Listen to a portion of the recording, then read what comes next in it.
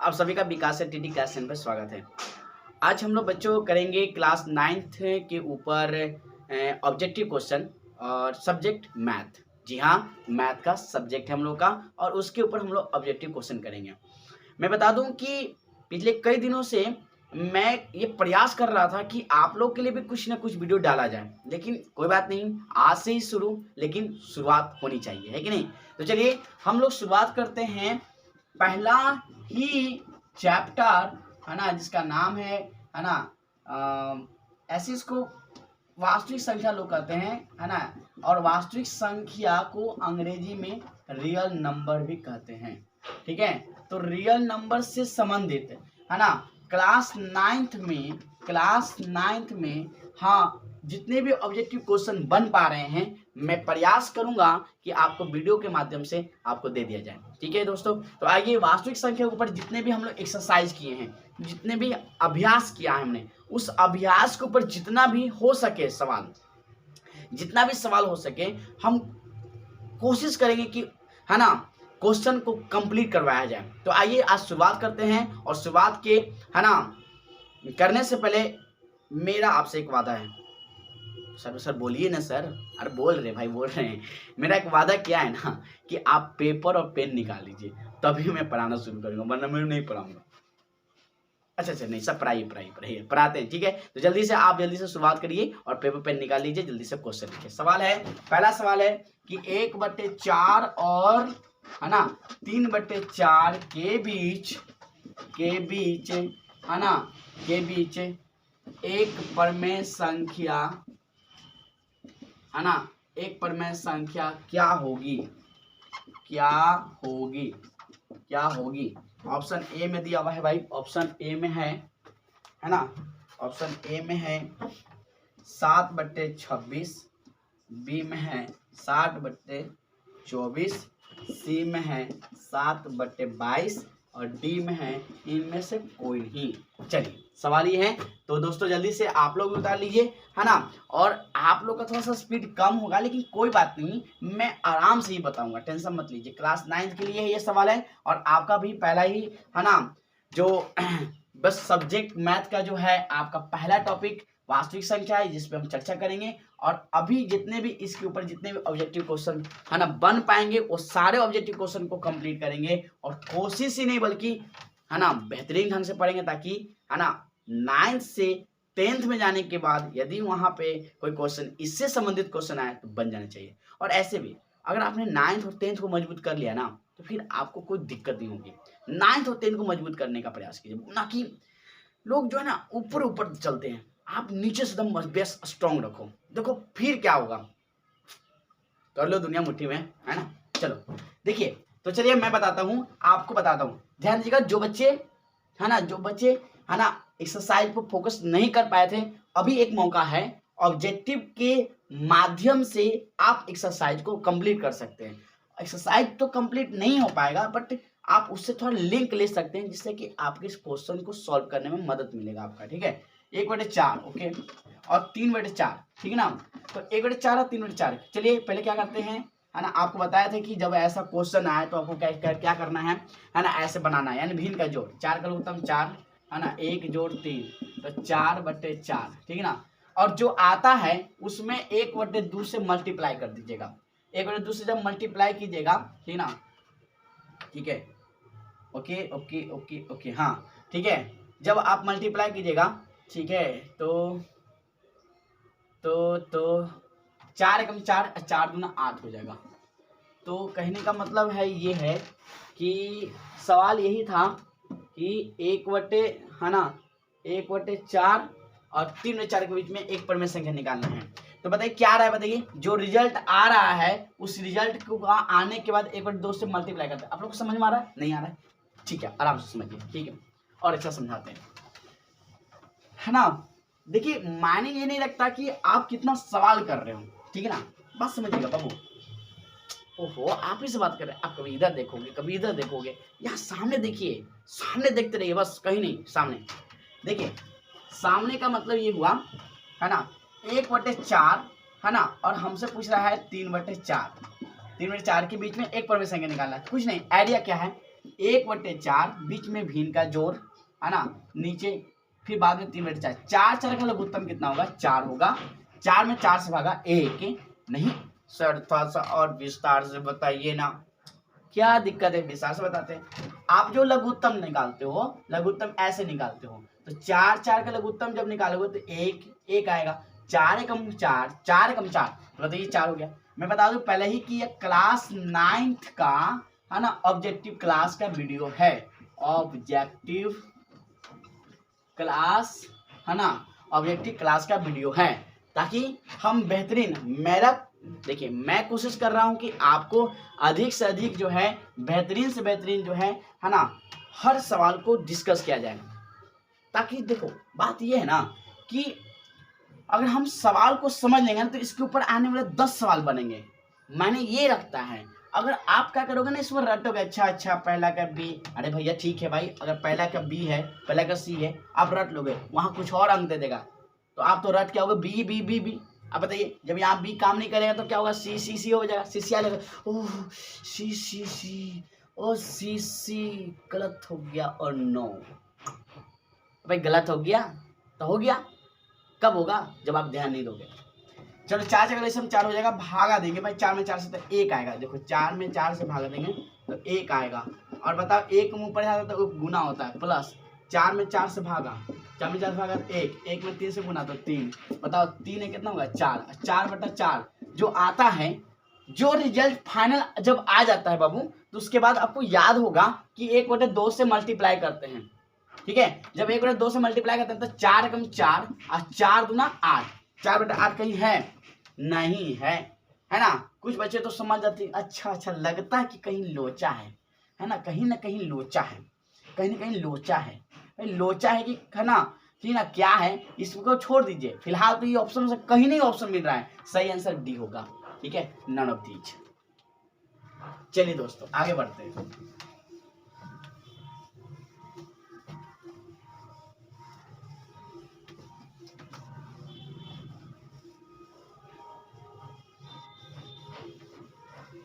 चलिए दोस्तों आगे बढ़ते हैं।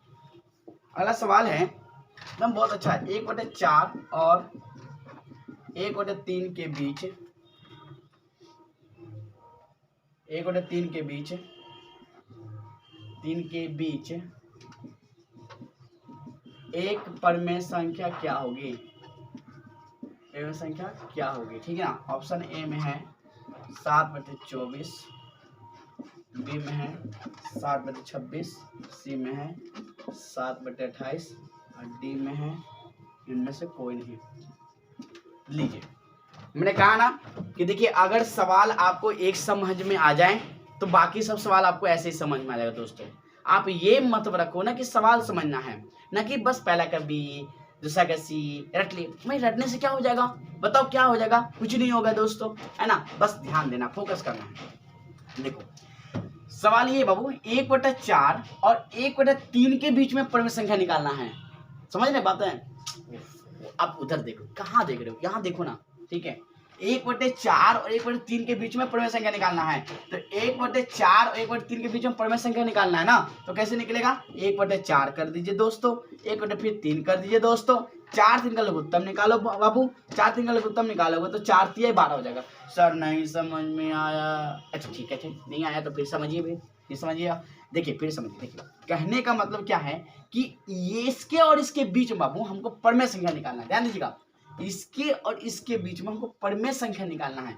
जब इसके और इसके बीच में जब परमेय संख्या निकालना है मित्र दोस्त, कहाँ हैं आप, जब इसके बीच में परमेय संख्या निकालना है तो बस थोड़ा सा ध्यान देना है। क्या ध्यान देना है, कुछ नहीं है ना। 1/4 जो इधर दिया हुआ है छोटे और इधर जो लास्ट में है ना 1/3, इन दोनों के बीच में भिन्न का जोड़ कर दीजिए, और भिन्न के जोड़ करने का जो रिजल्ट आएगा उसमें 1/2 से मल्टीप्लाई। सर वो सर 1 मिनट रुके, क्या रुके, बोलिए क्या रुके। सर मेरे को एक बात समझ में नहीं आ रही है कि आप सर भिन्न का जोड़ कर रहे हैं, मैंने बताया तो था, मैंने बताया था कि जब भी अगर आपको परमेय संख्या अगर निकालना हो, दो परमेय संख्याओं के बीच में अगर कोई भी परमेय संख्या निकालना हो या जितना भी परमेय संख्या निकालना हो, उसका नियम होता है, उसका नियम है, बस बेहतरीन से आपको समझना है। क्या, बस एक बात देखिए, ध्यान दीजिएगा। पहले नीचे वाला का लघुत्तम, अब घबराइए मत, नीचे वाला का लघुत्तम निकाल दीजिए, ठीक है। जब आप नीचे वाला का लघुत्तम निकालेंगे, ठीक है दोस्त, जब आप नीचे वाला का लघुत्तम निकालेंगे तो 4 3 लघुत्तम कितना होगा बताइए। 4 3 का लघुत्तम हो जाएगा 12, और 12 में है ना 4 से भागा दे दीजिए दोस्तों। जब 12 में 4 से भागा दीजिएगा तो 3 ऊपर हो गया जो। अब 3 से 12 में भाग लगाएंगे तो 4 4 एकम 4 4 3 कितना हो जाएगा छोटे 7 7 बटे कितना हो जाएगा 12। अब 7 बटे 12 देखिए ऑप्शन में कभी कभी ये भी दे देगा, यहाँ पे 7 बटे 12 भी दे देगा। देखिए बच्चों को तिरवी है ना, माइंड को तीर, मतलब उसको देहात में एक लैंग्वेज बोलता है तिरबिराना, एक शब्द बोलता है कि तिरबिरा गया दिमाग ने जी, अरे तिरबिरा गया, तो तिरबिराना नहीं है तुम, ठीक है, किसी भी हालत में आपको तिरबिराना नहीं है। तो 7 बटे 12 आया, ठीक है, ऑप्शन ये भी दे रहा है, लेकिन सतर्क, सावधान। ओहो, अच्छा बेवकूफ बनाती हूँ। रुको रुको, सर ने कहा था कि जब रिजल्ट आ जाए ना तो 1/2 से मल्टीप्लाई कर देना, है ना। 7 एकम 7 और 12 दूना 24। बताइए 7 और 24 कहीं है, ऑप्शन है। बताइए, दूसरा सवाल बहुत बेहतरीन था, बहुत आसानी से बना है कि नहीं। चलिए अगला सवाल। अब सर नोट नहीं किया, आपके पास देखिए मोबाइल है, आपके हाथ में वीडियो है, आप पीछे कर लो 10 सेकंड या 10 सेकंड बाद में कर लो, ये तो आपके हाथ में है, आपकी मर्जी है ना। अब इसमें देखिए, अब आपको कहेंगे अच्छा नोट कर लिया बच्चों, भाई किया, फिर पूछे किया भाई, फिर पूछे किया, अब बोलेंगे नहीं सर किया, नहीं सर किया, भाई पता चलेगा टाइम वेस्ट हो रहा है। तो आप जल्दी से क्या करो ना, जब भी अगर आपको नहीं हुआ हो तो बैक करके देख लेना, ठीक है। चलिए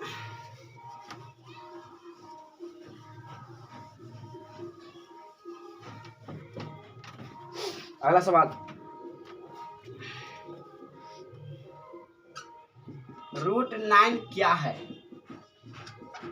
ऑप्शन ए में, परिमेय, बी में, अपरिमेय, सी में पूर्णांक, डी में नन ऑफ दीज। बताइए, अब ये सवाल है, देखिए सवाल क्या पूछ रहा है बाबू, सवाल पूछ रहा है कि √9 क्या है।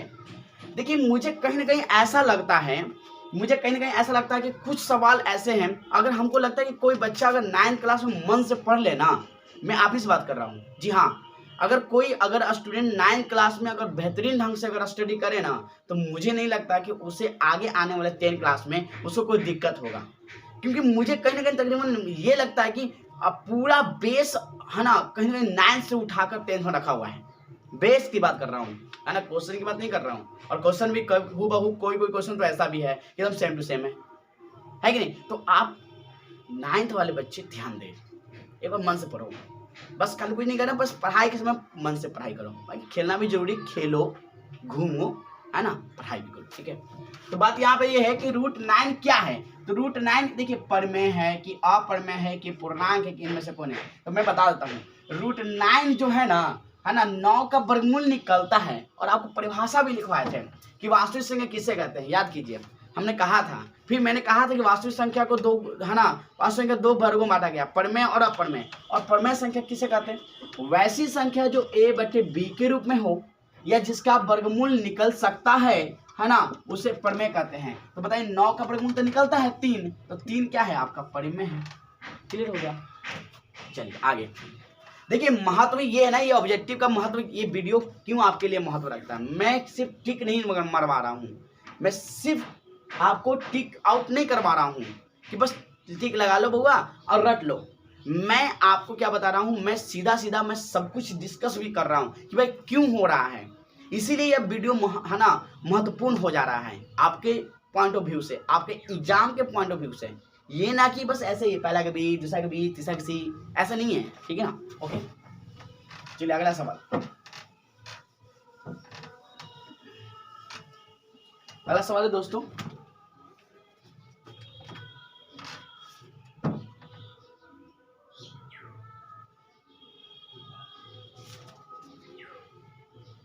करा है निम्नलिखित में ऋणात्मक संख्या कौन है। संख्या कौन है? ऑप्शन ए में -20, बी में -20, सी में +20, डी में -20 इंटू -20। अब बताइए, ऐसा सवाल पूछ रहा है, बताइए सवाल में पूछने का भी कुछ है ना लेवल होना चाहिए। आपके क्लास में तो लेवल थोड़ा डाउन ही रहेगा ना, क्लास 9th है तो, और आपके हिसाब से तो बिल्कुल आसान सवाल है, लेकिन आपको समझ में नहीं आ रहा है। पूछ रहा है ऋणात्मक संख्या कौन है।